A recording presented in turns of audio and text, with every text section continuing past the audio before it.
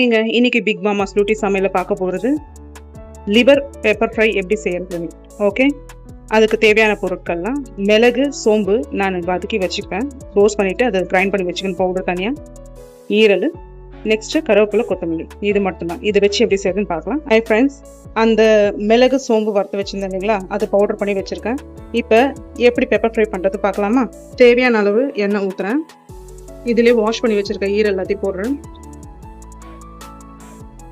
மஞ்சள், உப்பு போட்டு நான் ஆல்ரெடி வாஷ் பண்ணி வச்சுட்டேன். கொத்தமல்லி போடுறேன். யாருக்கெல்லாம் லிவர் பெப்பர் ஃப்ரை பிடிக்குமோ கமெண்ட்ஸ் பண்ணுங்க, அப்போ தான் தெரியும். இப்போ லைட்டாக சிட்டிகை மஞ்சள் தூள் போடுறேன். போட்டுட்டு நல்லா கலரணும், மறக்காம எண்ணெயெல்லாம் அடி பிடிக்கும். இந்த ஈரல் நல்லா வெந்து வந்த பிறகு நம்ம அரைச்சி வச்சிருக்கோம் இல்லைங்களா, இந்த மசாலாவை அதில் போட்டுட்டு நல்லா கிண்டி ஒரு 5 நிமிஷம் க்ளோஸ் பண்ணிட்டு லாஸ்ட்டாக இறக்கிட்டு கொஞ்சோண்டு கொத்தமல்லி போட்டுட்டு இறக்குனா அவ்வளோ டேஸ்ட்டாக இருக்கும். நல்லா ரோஸ்ட் ஆகிருக்குது. இப்போ நான் அதை அரைச்சி வச்சிருக்கேன் எல்லாம் மசாலா, அதில் கொஞ்சம் போட்டு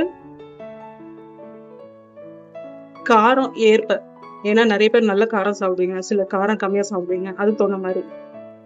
இப்போ நான் அதை போட்டுட்டேன். கலரிட்டு ஒரு பவுலில் ப்ரெசன்டேஷன் பண்ணி காட்டுறேன். ஓகே, தேவையான அளவு உப்பு போட்டுக்கோங்க.